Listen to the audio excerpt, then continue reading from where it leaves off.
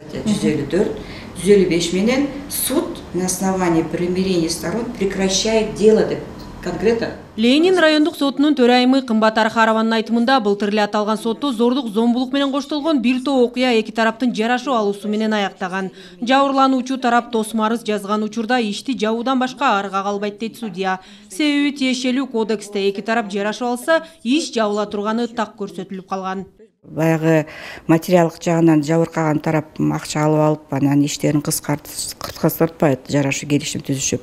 Ал эми чисто психологиялык жагынан, моралдык тарабынан ал эч кандай ошол бойдон эле каралып атат ал адамчы. Кээ бирөөлөр действительно баягы туугандары барат, баягы достору барат, анан ата-энесине чыгат, ал жабыркаган тарабына, же болбосо жабыркаган тарабына чыгат. Анан мындай кылмыш иштер көп эле болот. Көп кылмыш иштер действительно кыскартылган. Кылмыш жаза жана кылмыш жаза процессуалдык кодекстерине киргизилген өзгөртүүлөргө ылайык зордук, зомбулук, жыныстык кол тийбестикке каршы жазалган оор кылмыштар мындан кийин тараптардын жарашуу алуусу менен жабылбай турган болду. Айыпталуучу тарап пробациялык негизде үй камагына кое берилбейт жана кылмыш ишинин эскерүү мөөнөтү жок. Буга кошумча күрөөгө бошотулбайт. Тиешелүү өзгөртүүлөргө мамлекет башчысы Садыр Жапаров кол койду. Жактоочулардын айтымында бул укук коргоо жаатындагы эң керектүү кадам болду. Себеби өзгөчө зордук, зомбулукка аял затынын, балдардын укуктары корголбой көбүнесе ар кандай кысым, басымдар менен тосмо арыз жазууга барган учурлары арбын болгон.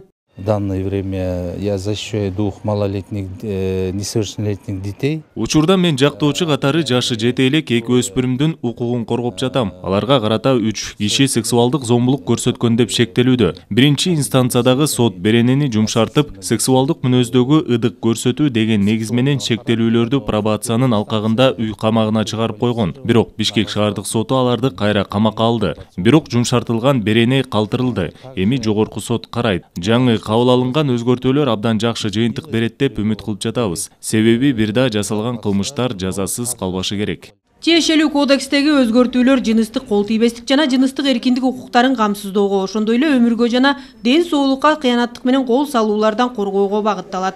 Тактап айтканда, жабыркагандарга карата кайталанган кол салуулардан сактайт. Ошол кылмышты жасадыңбы, мыйзам чегинде жоопко тартылышың керек. Бүттү, кармадыбы, камадыбы, сотко чейин тергөөчү сотко чейин алып бардыбы, сотко бердиби, ошол сот деген мыйзамга таянып, процессуалдык кодекске таянып өкүм чыгарыш керек да.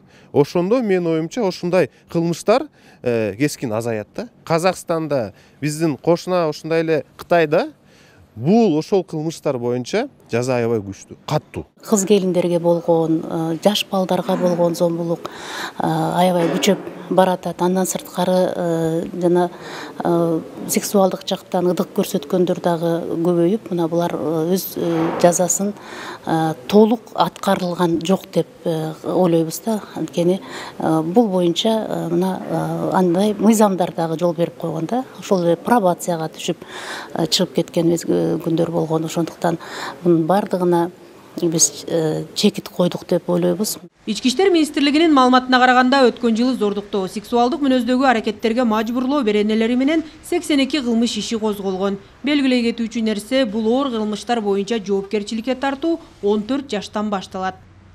Акмарал Сабатар, Эсентур Абыкеев, Ала Тоо 24.